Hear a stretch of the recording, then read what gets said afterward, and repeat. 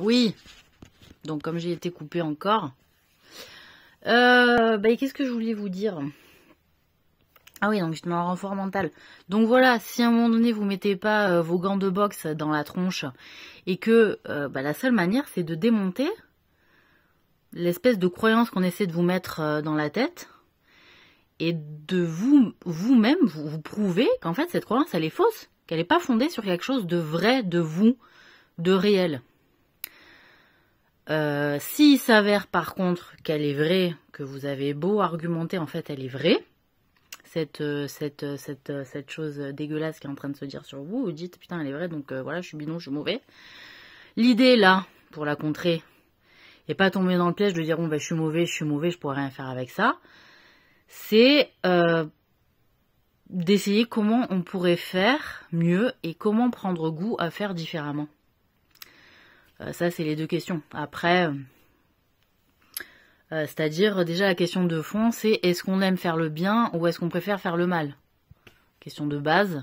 Mais à un moment donné, si les pensées dégueulasses qui nous animent s'avèrent vraies et qu'on a beau essayer de trouver des arguments pour les contrer, on n'en trouve pas, eh ben c'est juste qu'à un moment donné, il y a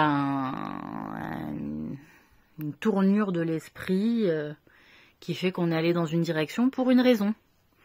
Et qu'il va aussi peut-être falloir aller chercher plus loin d'où provient cette putain de raison qui fait qu'on préfère faire le mal que le bien.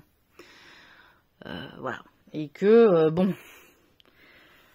si on le fait, autant que ça soit de manière, je sais pas comment dire, en s'imposant des règles, des fonctions, avec des principes, des régularités, etc.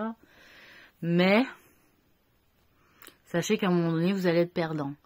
Donc, dans le fait d'être croyant, c'est en ça où il y a une forme de miracle et de magie, de divine, ce qui fait que même si on est loin de ce qu'on peut imaginer être quelqu'un de bien, en vérité, s'atteler à se contraindre